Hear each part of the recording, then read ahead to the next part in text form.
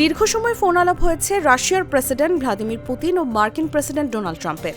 90 মিনিটেরও বেশি সময় ধরে এই ফোন আলাপে মধ্যপ্রাচ্যের যুদ্ধ থেকে শুরু করে ইউক্রেন সংকট সবই উঠে এসেছে গুরুত্বের সঙ্গে। বুধবার অনুষ্ঠিত এই ফোন আলাপ বিষয়ে ক্রেমলিনের সহকারী ইউরি উশাকভ জানিয়েছেন, ফোন আলাপটি ছিল পেশাদার। এতে দুই প্রেসিডেন্ট বিশেষ গুরুত্ব দিয়েছে ইরান ও পারস্য উপসাগরীয় অঞ্চলের পরিস্থিতির ওপর। ইরানের সঙ্গে যুক্তরাষ্ট্রের যুদ্ধবিরতির মেয়াদ বাড়ানোর বিষয়ে ট্রাম্পের সিদ্ধান্তকে স্বাগত জানিয়েছেন পুতিন। রুশ প্রেসিডেন্টের মতে, যুদ্ধবিরতির মেয়াদ বাড়ানো আলোচনার সুযোগ তৈরি করবে, সহায়তা করবে সার্বিক পরিস্থিতি স্থিতিশীল করতে।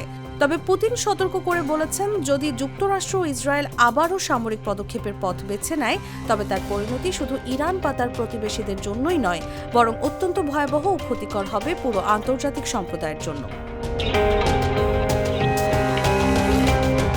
মধ্যপ্রাচ্য সংকট নিরসনে রাশিয়া কূটনৈতিক প্রচেষ্টায় সব ধরনের সহযোগিতা দিতে প্রতিশ্রুতিবদ্ধ বলেও জানান পুতিন।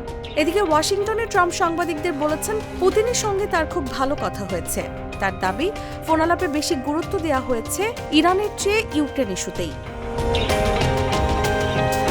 ট্রাম্প জানান, পুতিন ইরান ইসরায়েল যুদ্ধ বন্ধে সহায়তা করতে চাইলেও তিনি পুতিনকে আগে ইউক্রেনে আগ্রাসন বন্ধ করার কথা বলেছেন। ইউক্রেন প্রসঙ্গে উশাকভ জানান, ট্রাম্পের অনুরোধে পুতিন যুদ্ধক্ষেত্রের বর্তমান পরিস্থিতি বর্ণনা দিয়েছেন। পুতিন দাবি করেছেন, রুশ বাহিনী বর্তমানে রয়েছে কৌশলগতভাবে সুবিধাজনক অবস্থানে। তবে দুই নেতাই জেলেনস্কি প্রশাসনের আচরণের সমালোচনা করেন।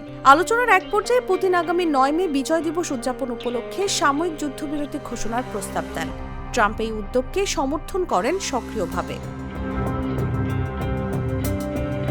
বিশ্লেষকদের মতে, চলমান বৈশ্বিক উত্তেজনার প্রেক্ষাপটে এই ফোন আলাপ কূটনৈতিক তৎপরতার নতুন ইঙ্গিত বহন করতে পারে।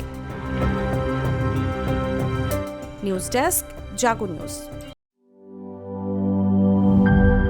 Mr. Noodle